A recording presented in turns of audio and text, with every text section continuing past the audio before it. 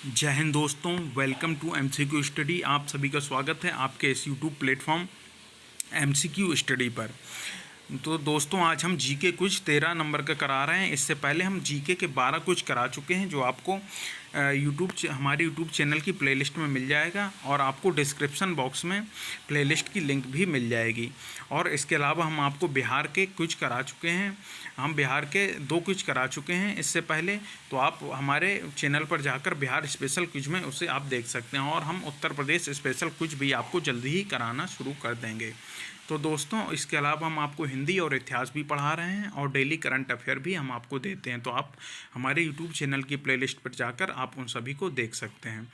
और दोस्तों, आप सभी के सपोर्ट की बहुत ज़रूरत है हमारे इस चैनल को। तो आप अपने दोस्तों वगैरह को, जान पहचान वालों को ज़रूर बताइएगा इस चैनल के बारे में और ज़्यादा से ज़्यादा शेयर करिएगा अपने सोशल मीडिया प्लेटफॉर्म पर। व्हाट्सअप हो गया, इंस्टाग्राम हो गया और टेलीग्राम हो गया और फेसबुक हो गया, आजकल तो थ्रेड्स भी चला है और ट्विटर हो गया। उस पर हर जगह शेयर करिएगा, जिससे ज़्यादा से ज़्यादा लोगों के पास हमारा चैनल पहुंच सके और हमारे इस चैनल को सपोर्ट मिल सके। तो दोस्तों, अब हम आपको आज का पहला क्वेश्चन करा रहे हैं कि महात्मा गांधी भारतीय राष्ट्रीय कांग्रेस के अध्यक्ष बने थे। तो महात्मा गांधी के बारे में आप जानते हैं, मोहनदास करमचंद गांधी नाम था। इन्हें राष्ट्रपिता की जो उपाधि दी थी, किसने दी थी? सुभाष चंद्र बोस ने। और 9 जनवरी 1915 को ये भारत लौट कर आए थे। इसलिए 9 जनवरी को प्रत्येक वर्ष क्या मनाया जाता है? प्रवासी भारतीय दिवस मनाया जाता है। तो हम महात्मा गांधी के भारतीय राष्ट्रीय कांग्रेस के अध्यक्ष के बारे में बात कर रहे थे। तो महात्मा गांधी मात्र एक बार भारतीय राष्ट्रीय कांग्रेस के अध्यक्ष बने थे। वो भी कब बने थे?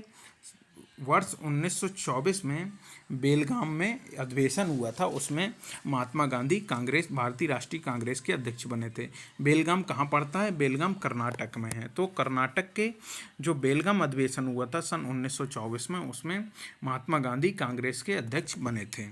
नेक्स्ट पर चलते हैं।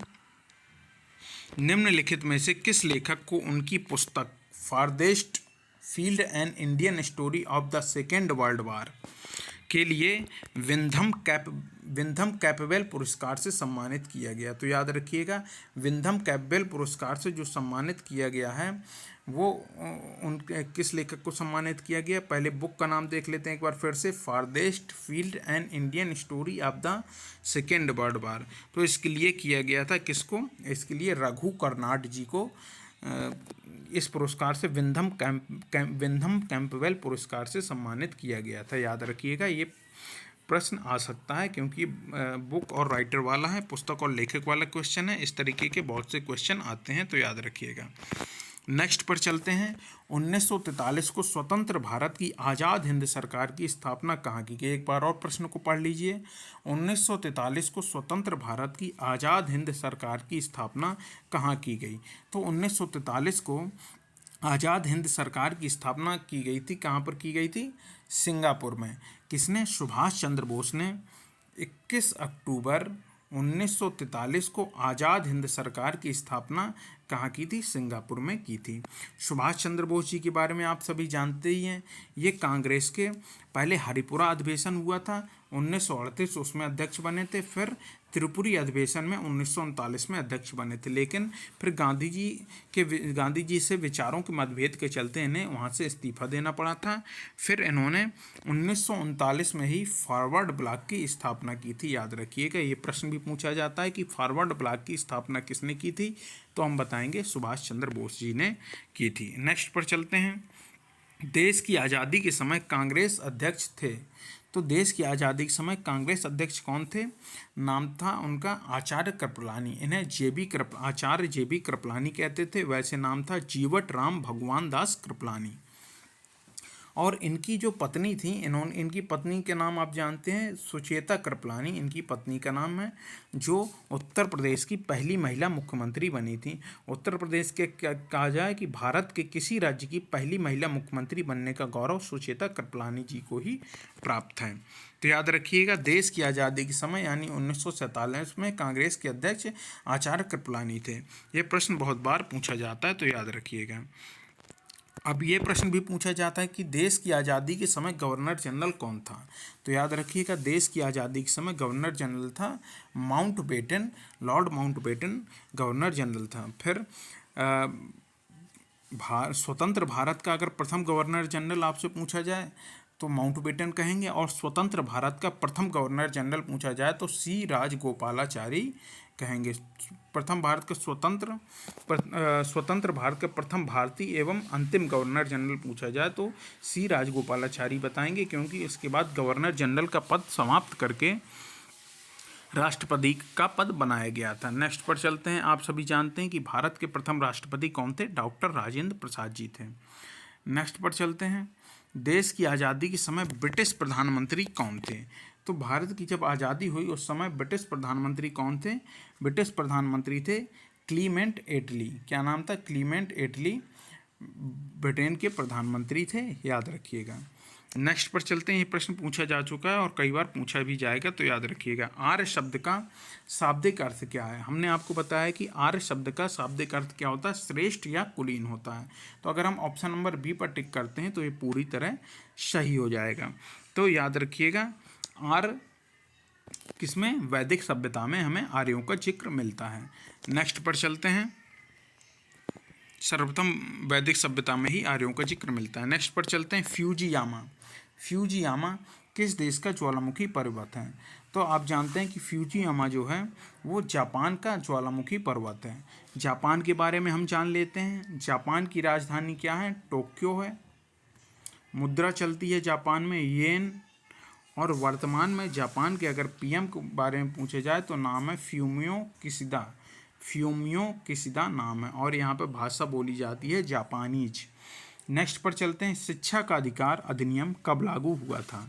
तो शिक्षा का जो अधिकार अधिनियम लागू हुआ था, कब हुआ था? 1 अप्रैल 2010 को शिक्षा का अधिकार अधिनियम लागू हुआ था। वैसे अधिनियम आ गया था 2009 में, लेकिन लागू हुआ था 2010 में। तो ये याद रखिएगा, अप्रैल 2010 में लागू हुआ था। डेट अगर कहा जाए तो 1 अप्रैल 2010 में लागू हुआ था। आया था जो राइट टू एजुकेशन जो एक्ट आया था वो 2009 में आया था, लागू हुआ था 2010 में। नेक्स्ट पर चलते हैं। वेदों की संख्या कितनी है? आप जानते हैं वेदों की संख्या कितनी है? वेदों की संख्या 4 है। कौन कौन से वेद हैं? ऋग्वेद, सामवेद, यजुर्वेद और अथर्ववेद। तो ऋग्वेद जो है सबसे प्राचीनतम वेद माना जाता है। याद रखिएगा, ऋग्वेद जो है सबसे प्राचीनतम वेद माना जाता है, और इसमें 1028 सूक्त मिलते हैं। और ऋग्वेद में ही गायत्री मंत्र का उल्लेख किया गया है। ऋग्वेद के पुरुष सूक्त में चातुर्वर्ण का उल्लेख किया गया है। नेक्स्ट पर चलते हैं। तो याद रखिएगा 4 वेद हैं। नेक्स्ट पर चलते हैं। भारत का सर्वोच्च पर्वत शिखर कौन है? तो भारत का जो सर्वोच्च पर्वत शिखर है, आप जानते हैं गार्डविन ऑस्टिन या K2 कहा जाए तो ये सर्वोच्च पर्वत शिखर है। नेक्स्ट पर चलते हैं।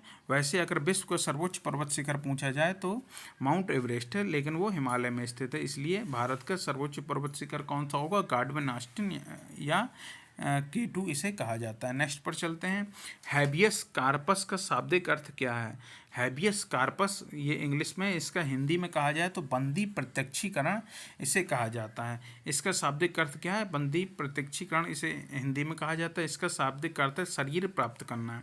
तो ये किस प्रकार से इसे हम जब डिफाइन करते हैं तो ये जो बंदी प्रत्यक्षीकरण जो है इसे कौन जारी कर सकता है? सबसे पहले जान लेते हैं। तो इसे जारी करता है हाई कोर्ट या सुप्रीम कोर्ट जारी कर सकता है।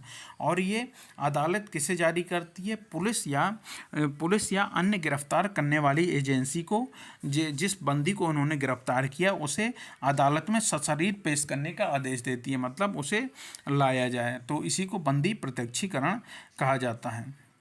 नेक्स्ट पर चलते हैं। नेक्स्ट क्वेश्चन देखते हैं कौन सा है। नेक्स्ट है, भारत में साइमन कमीशन के बहिष्कार का प्रमुख कारण था। तो भारत में साइमन कमीशन के बहिष्कार का प्रमुख कारण क्या था?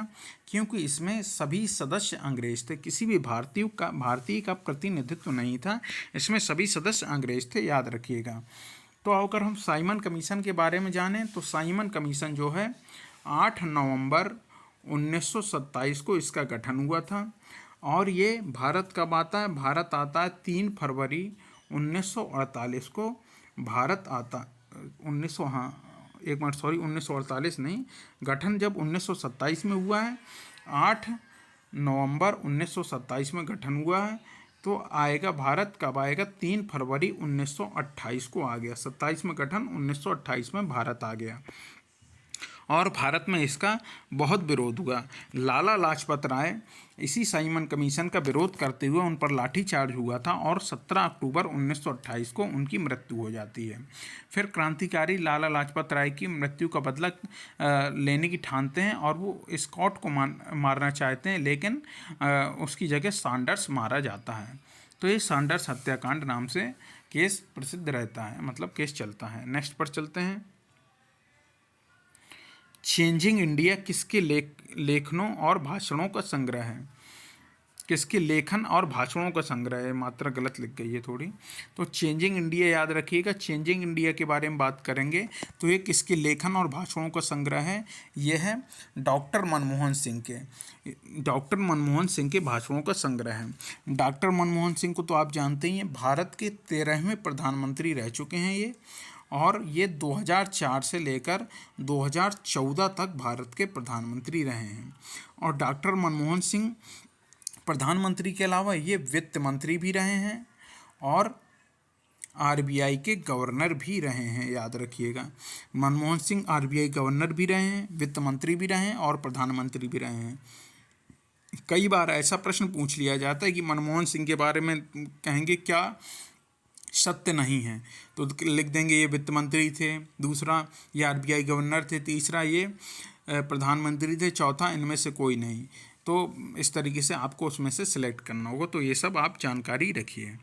नेक्स्ट पर चलते हैं। प्रांतों में द्वैध शासन किस एक्ट द्वारा स्थापित किया गया था? तो प्रांतों में जो द्वैध शासन लगाया गया था वो लगाया गया था 1919 का एक्ट के द्वारा प्रांतों में द्वैध शासन लगाया गया था। तो आप याद रखिएगा, प्रश्न पूछा जाता है कि प्रांतों में द्वैध शासन किस एक्ट के द्वारा लगाया गया, तो हम बताएंगे 1919 के एक्ट के द्वारा लगाया गया। अब हम देखते हैं कि भारत के राज चिन्ह में प्रयुक्त सत्यमेव जयते, जिसका अर्थ क्या हुआ, सत्य की ही हमेशा जीत होती है। तो सत्यमेव जयते किस उपनिषद से लिया गया है? राज चिन्ह, भारत के राज चिन्ह में प्रयुक्त शब्द सत्यमेव जयते किस उपनिषद से लिया गया है? तो ये जो लिया गया है मुंडक उपनिषद कहा जाए, मुंडकोपनिषद कहा जाए, कुछ भी कहा जाए, संधि हो जाएगी तो मुंडकोप हो जाएगा, वैसे मुंडक उपनिषद से लिया गया है, याद रखिएगा। किससे लिया गया है? सत्यमेव जयते मुंडक उपनिषद से लिया गया। और जो भारत का चिन्ह है, राज चिन्ह है, वो शेर की लाट, अशोक की लाट भी कहते हैं, कहाँ से लिया गया है? सारनाथ स्तंभ से लिया गया है, याद रखिएगा, उसी में शेर बने हुए हैं। नेक्स्ट पर चलते हैं। निम्नलिखित में से कौन सा विश्व का सर्वोच्च पर्वत शिखर है? अभी हमने आपको थोड़ी देर पहले बताया था, कौन सा है विश्व का सर्वोच्च पर्वत शिखर? एवरेस्ट है। एवरेस्ट को सागर माथा के नाम से भी जाना जाता है, ये भी याद रखिएगा, प्रश्न पूछा जा सकता है कि एवरेस्ट को किस अन्य नाम से जाना जाता है, तो सागर माथा के नाम से भी जाना जाता है। तो एवरेस्ट पर्वत की जो ऊंचाई है वो है 8,850 मीटर। और जो हमने बताया थी भारत का सबसे ऊंचा शिखर गार्डविन आस्टीन, उसकी है 8,611 मीटर, याद रखिएगा। नेक्स्ट पर चलते हैं। डॉक्टर अंबेडकर ने कौन से अनुच्छेद को संविधान की आत्मा कहा है? तो डॉक्टर अंबेडकर ने किस अनुच्छेद को संविधान की आत्मा कहा है? इन्होंने अनुच्छेद 32 को संविधान की आत्मा कहा है। अनुच्छेद 32 में क्या दिया है? अनुच्छेद 32 में दिया है संवैधानिक उपचारों का अधिकार जो है वो दिए हुए हैं, तो इसलिए डॉक्टर अंबेडकर ने अनुच्छेद 32 को संविधान की आत्मा भी कहा है। नेक्स्ट पर चलते हैं। महात्मा गांधी द्वारा स्थापित साबरमती आश्रम किस नगर के पास स्थित है? तो साबरमती जो आश्रम है वो अहमदाबाद नगर के निकट पास स्थित है। और साबरमती आश्रम महात्मा गांधी ने कब स्थापित किया था? सन 1915 में स्थापित किया हुआ था। कब? सन 1915 में इसकी स्थापना की थी। जब वो दक्षिण अफ्रीका से लौटे थे तो साबरमती आश्रम की इन्होंने स्थापना की थी, अहमदाबाद के निकट ही इसकी स्थापना की थी। नेक्स्ट पर चलते हैं। भारतीय मुसलमानों के लिए पृथक राज्य के लिए पाकिस्तान शब्द का सर्वप्रथम प्रयोग किसने किया? तो जो भारतीय मुसलमानों के लिए सबसे पहले पृथक राज्य के लिए पाकिस्तान शब्द का प्रयोग जो किया था वो किया था चौधरी रहमत अली ने। किसने किया था? चौधरी रहमत अली ने। इन्होंने 1933 में पाकिस्तान शब्द का प्रयोग किया। चौधरी रहमत अली क्या थे? चौधरी रहमत अली कैम्ब्रिज यूनिवर्सिटी में एक छात्र थे, वहीं पर इनके विचार आए और सन 1933 में इन्होंने पाकिस्तान शब्द का प्रयोग करते हैं ये मुसलमानों के पृथक राज्य के लिए। नेक्स्ट पर चलते हैं। भारत का नया 18वां रेलवे जोन 27 फरवरी 2019 को बनाया गया है। किसको बनाया गया है? 18वां जो रेलवे जोन है भारत का वो 27 फरवरी 2019 को बनाया गया है। तो ये इस रेलवे जोन का नाम क्या है? तो ये इस रेलवे जोन का नाम है दक्षिण तटीय रेलवे जोन। याद रखिएगा, दक्षिण तटीय रेलवे जोन। और इसका जो मुख्यालय है, इसका मुख्यालय कहाँ पर है? विशाखापट्टनम। इसका मुख्यालय कहाँ पर है? विशाखापट्टनम। जैसे नॉर्थ सेंट्रल रेलवे का मुख्यालय कौन सा है? इलाहाबाद पड़ता है, याद रखिएगा। नेक्स्ट पर चलते हैं। नेक्स्ट कौन सा है? फीनिक्स आश्रम एवं टॉलस्टॉय फार्म का संबंध किससे है? तो जो फीनिक्स आश्रम और टॉलस्टॉय फार्म है, इसका संबंध किससे है? गांधी जी से। गांधी जी जिस समय दक्षिण अफ्रीका में रह रहे थे तो वहाँ उन्होंने फीनिक्स आश्रम और टॉलस्टॉय फार्म की स्थापना की थी। उसके बाद वो वापस लौटते हैं भारत हमेशा के लिए 9 जनवरी 1915 को। इसलिए 9 जनवरी को क्या मनाया जाता है? प्रवासी भारतीय दिवस मनाया जाता है। हमने आपको पहले भी बताया है। और महात्मा गांधी ने 1917 में चंपारण में अपने सत्याग्रह का, भारत में सत्याग्रह का पहला प्रयोग चंपारण में किया। उसके अलावा महात्मा गांधी के सविनय अवज्ञा आंदोलन बहुत प्रसिद्ध है जो 1930 में है। और उससे पहले असहयोग आंदोलन जो 1920 में उन्होंने चलाया तो वो बहुत फेमस था। वो चौरी चौरा कांड जो हुआ था उसकी वजह से उसी की स्थगित कर दिया जाता। उसके बाद 1942 का भारत छोड़ो आंदोलन बहुत प्रसिद्ध है। इसके अलावा महात्मा गांधी ने दलितों के उत्थान के लिए बहुत कार्य किया। और महात्मा गांधी की पुस्तक हिंद स्वराज, आत्मकथा, सत्य के साथ मेरे प्रयोग, ये प्रश्न पूछे जाते हैं तो इन्हें भी आप जान लीजिए। नेक्स्ट पर चलते हैं। भूदान आंदोलन को प्रारंभ करने वाले थे। तो भूदान आंदोलन को किसने प्रारंभ किया था? ये किया था आचार्य विनोबा भावे ने भूदान आंदोलन को प्रारंभ किया था। कब इन्होंने प्रारंभ किया था? सन 1951 में इन्होंने भूदान आंदोलन को प्रारंभ किया था। ये गांधी जी के बहुत ही बड़े अनुयायी थे और इन्हें गांधी जी ने अपना पहला व्यक्तिगत सत्याग्रही नामित किया था। याद रखिएगा, गांधी जी के पहले व्यक्तिगत सत्याग्रही कौन थे? आचार्य विनोबा भावे थे। ये प्रश्न बहुत पूछा जाता है कि आचार्य विनोबा भावे ने भूदान आंदोलन का प्रारंभ कब किया? तो 1951 में किया। और ये भी पूछा जाता है कि महात्मा गांधी के प्रथम सत्याग्रही कौन थे? तो हम बताएंगे आचार्य विनोबा भावे थे। इसके अलावा एक और इम्पॉर्टेंट क्वेश्चन है कि हम पहले सत्याग्रही तो जानते हैं लेकिन दूसरे व्यक्तिगत सत्याग्रही नहीं जानते, वो हैं जवाहरलाल नेहरू। ठीक है, इनका नाम भी याद रखिएगा। इसके अलावा विनोबा भावे के बारे में एक फैक्ट और याद रखने लायक है कि विनोबा भावे को सबसे पहले रमन मैग्सेसे पुरस्कार मिला था भारत में।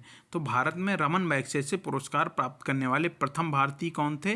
वो थे आचार्य विनोबा भावे। नेक्स्ट पर चलते हैं। नेक्स्ट क्वेश्चन है, भारत की संविधान सभा किसके अनुसार गठित की गई?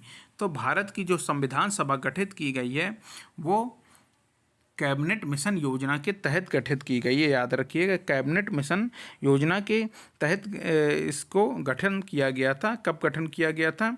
इसका 3 नवंबर 1946 को संविधान सभा का गठन किया गया था। और संविधान सभा की पहली बैठक कब हुई थी?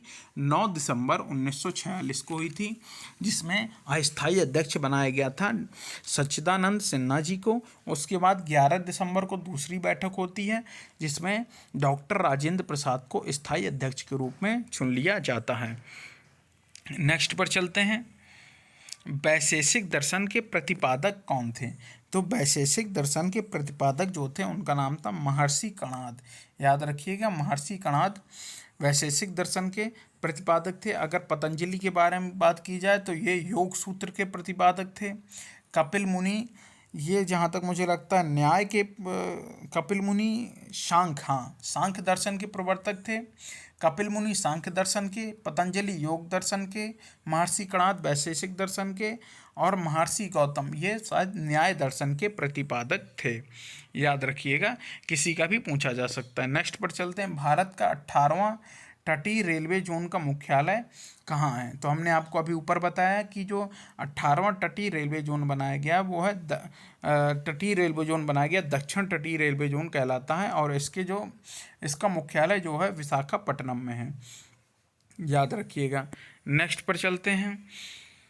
किसे सागर माथा के नाम से भी जाना जाता है? ये देखिए, सागर माथा के नाम से अभी हमने आपको बताया था कि किसे जाना जाता है सागर माथा के नाम से। तो जाना जाता है एवरेस्ट को सागर माथा के नाम से जाना जाता है। इसके अलावा तो दोस्तों, भारत के जो 18वां जो रेलवे जोन बनाया गया दक्षिण तटीय रेलवे, उसका मुख्यालय हमने आपको कहाँ बताया? विशाखापट्टनम में हमने आपको ऊपर बताया था, तो याद रखिएगा। नेक्स्ट पर चलते हैं। किसे सागर माथा के नाम से जाना जाता है? तो सागर माथा के नाम से हमने आपको बताया किसे जाना जाता है? एवरेस्ट को जाना जाता है, हमने आपको अभी ऊपर ही बताया है। और एवरेस्ट विश्व के सबसे ऊंचे पर्वत शिखरों में से एक है जो नेपाल में पड़ता है। याद रखिएगा। और भारत की सबसे ऊंची चोटी गार्डवन ऑस्टिन यानी K2 है। नेक्स्ट पर चलते हैं। न्यायालय परमादेश रिट का प्रयोग किसके विरुद्ध कर सकता है? तो जो न्यायालय है वो परमादेश रिट का जो प्रयोग है वो किसके विरुद्ध कर सकता है? ऑप्शन में बताइए। सरकारी पद पर आसीन व्यक्ति के विरुद्ध, ये सही है। निजी व्यक्ति के विरुद्ध, ये गलत है। इसके अलावा अधीनस्थ न्यायालय के विरुद्ध, ये सही है। तो कौन सा ऑप्शन सही हो जाएगा? तो जो डी ऑप्शन दिया हुआ है, 1 और 3 इसमें से विकल्प सही हैं, तो ऑप्शन डी में दिया हुआ है विकल्प ए और 3 दोनों सही हैं, तो यही ऑप्शन डी जो है ये सही हो जाएगा। नेक्स्ट पर चलते हैं। पुस्तक 281 एंड बियॉन्ड किस भारतीय क्रिकेटर की आत्मकथा है? तो जो पुस्तक 281 एंड बियॉन्ड, ये जो किसकी आत्मकथा है? ये आत्मकथा है VVS लक्ष्मण की आत्मकथा है। याद रखिएगा। 281 इन्होंने इसलिए नाम लिया हुआ है क्योंकि एक बार इन्होंने ऑस्ट्रेलिया के खिलाफ 281 रन की पारी खेल के भारत को मैच जिताया था, जबकि भारत उस मैच में फॉलो ऑन खेल रहा था और इन्होंने 281 रन की पारी खेल के मैच को जिता दिया था। तो VVS लक्ष्मण पूर्व भारतीय क्रिकेटर रहे हैं। नेक्स्ट पर चलते हैं। न्याय दर्शन के प्रतिपादक कौन है? हमने अभी आपको बताया कि न्याय दर्शन के प्रतिपादक हमने किसको बताया था आपको? हमने बताया था न्याय दर्शन के प्रतिपादक गौतम ऋषि को बताया था। महर्षि गौतम को न्याय दर्शन के प्रतिपादक बताया था। और कपिल मुनि को किसके प्रतिपादक बताया था? कपिल मुनि जो प्रतिपादक थे वो थे सांख्य दर्शन के, और कणाद थे वैशेषिक दर्शन के। याद रखिएगा, ये प्रश्न पूछे जाते हैं, इसलिए आप इन सबके दर्शनों को याद रखिएगा। नेक्स्ट पर चलते हैं। हिमालय का दूसरा सबसे ऊंचा पर्वत शिखर कंचनजंगा भारत के किस राज्य में है? तो आप जानते हैं कंचनजंगा किस राज्य में है भारत के? कंचनजंगा जो है वो भारत के सिक्किम राज्य में है। याद रखिएगा। सिक्किम की राजधानी कौन सी है? गंगटोक। और सिक्किम के जो मुख्यमंत्री हैं उनका नाम है प्रेम सिंह तमांग। याद रखिएगा, प्रेम सिंह तमांग है। और सिक्किम की जो सीमा लगती है वो चीन से लगती है। नेक्स्ट पर चलते हैं। कौन से संविधान संशोधन द्वारा संपत्ति के अधिकार को मूलाधिकार के स्थान पर विधिक अधिकार बना दिया गया? तो पहले जो संपत्ति का अधिकार था वो मूल अधिकार में था, फिर किस संविधान संशोधन के द्वारा बनाया गया इस मूल अधिकार को विधिक अधिकार? इसमें बनाया गया कौन सा संविधान संशोधन था? 44वां संविधान संशोधन द्वारा संपत्ति के अधिकार को मूल अधिकार से हटाकर विधिक अधिकार यानी कानूनी अधिकार बना दिया गया। 44वां संविधान संशोधन कब किया गया था? सन 1978 में किया गया था। तो याद रखिएगा, ये प्रश्न बहुत ही पूछा जाता है कि कौन से संविधान संशोधन द्वारा संपत्ति के अधिकार को मूल अधिकार के स्थान पर विधिक अधिकार बना दिया गया? तो 44वें संविधान संशोधन 1978 द्वारा संपत्ति के अधिकार को मूल अधिकार के स्थान पर विधिक अधिकार बना दिया गया है। नेक्स्ट पर चलते हैं। विश्व इतिहास की झलक पुस्तक के लेखक कौन है? तो विश्व इतिहास की झलक, इसे इंग्लिश में कहते हैं। प्रश्न इंग्लिश में बहुत बार पूछा जाता है तो हिंदी में आ गया। तो हिंदी में अगर पूछा जाए विश्व इतिहास की झलक, इंग्लिश में कहेंगे ग्लिम्स ऑफ हिस्ट्री, क्या कहेंगे, ग्लिम्स ऑफ हिस्ट्री, मतलब glimpse of World history, history नहीं कहा जाए कि ग्लिम्स ऑफ वर्ल्ड हिस्ट्री पुस्तक के लेखक अगर पूछा जाए तो हैं Pandit Jawaharlal Nehru. Glimpses of World History पुस्तक के लेखक हैं। पंडित जवाहरलाल नेहरू के बारे में जानते हैं आप। पंडित जवाहरलाल नेहरू भारत के प्रथम प्रधानमंत्री रहे हैं। 1947 से लेकर 1964 तक लगभग 17 साल का कार्यकाल पंडित जवाहरलाल नेहरू का रहा है। अभी तक भारत में सर्वाधिक प्रधानमंत्री के पद पर सुशोभित होने वाले पंडित जवाहरलाल नेहरू ही रहे हैं। नेक्स्ट पर चलते हैं। तो याद रखिएगा इनकी बुक कौन है, ग्लिम्स ऑफ वर्ल्ड हिस्ट्री यानी विश्व इतिहास की झलक। महात्मा गांधी की बुक कौन सी है, सत्य के साथ मेरे प्रयोग, ये इनकी आत्मकथा है, मूलतः गुजराती में है। हिंद स्वराज नामक इनने पुस्तक लिखी है और हरिजन नामक पत्र का जो पत्र है उसके संपादक भी रहे हैं।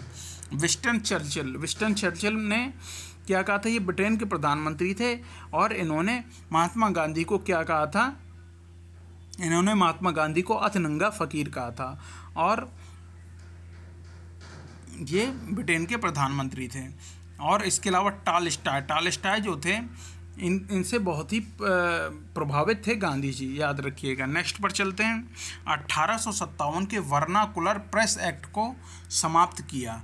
तो ये जो वर्नाकुलर प्रेस एक्ट है किसने समाप्त किया था, इसे किया था लॉर्ड रिपन ने वर्नाकुलर 1878 के वर्नाकुलर प्रेस एक्ट को समाप्त किया था। किसने किया था, ये किया था लॉर्ड रिपन ने। इसीलिए लॉर्ड रिपन को प्रेस का मुक्तिदाता नाम की भी संज्ञा दी जाती है। मतलब प्रेस का मुक्तिदाता किसे कहा जाता है, तो लॉर्ड रिपन को कहा जाता है। क्यों कहा जाता है, क्योंकि इन्होंने 1858 में जो वर्नाकुलर प्रेस एक्ट आया था उसे समाप्त कर दिया था। तो दोस्तों आज का जीके क्विज यहीं पर पूरा होता है। हम नेक्स्ट डे पर हम आपके लिए फिर से जीके के क्वेश्चन लेके आएंगे। बस आप लोग हमारे चैनल को यूँ ही सपोर्ट करते रहिएगा, ज़्यादा से ज़्यादा सपोर्ट करिए, जिससे हम आप लोगों के लिए बेहतर कंटेंट उपलब्ध करा सकें और बेहतर प्रेजेंटेशन के साथ अच्छी तरह से बिल्कुल नियमित समय पर हम आपको ये जो कुछ है ये उपलब्ध करा सकें और आपकी क्लासेस भी नियमित करा सकें। तो आप लोग को क्या करना है, बस आप लोग हमारे चैनल को सब्सक्राइब करिए, कमेंट करिए हमारे वीडियोज़ पर, शेयर करिए, पूरा वीडियोज़ देखिए और ज़्यादा से ज़्यादा लोगों को हमारे इस चैनल के बारे में बताइए। तो दोस्तों हम आपसे अपने नेक्स्ट वीडियो में मिलते हैं। थैंक यू दोस्तों, जय हिंद, जय भारत। आपका दिन शुभ हो।